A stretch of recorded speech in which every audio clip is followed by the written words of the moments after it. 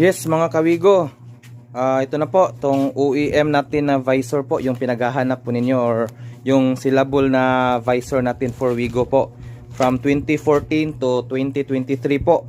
So ito po yung malapad po na klase ng ano po, tawag nito itong visor. So yan, malapad po yan, yan po yung pinaghahanap. Yung iba bumibili dito para lang po kulayan yan. So yung sukat niya po, makikita nyo naman po, tingnan nyo, 10 cm mahigit or 10 cm po. So yan po.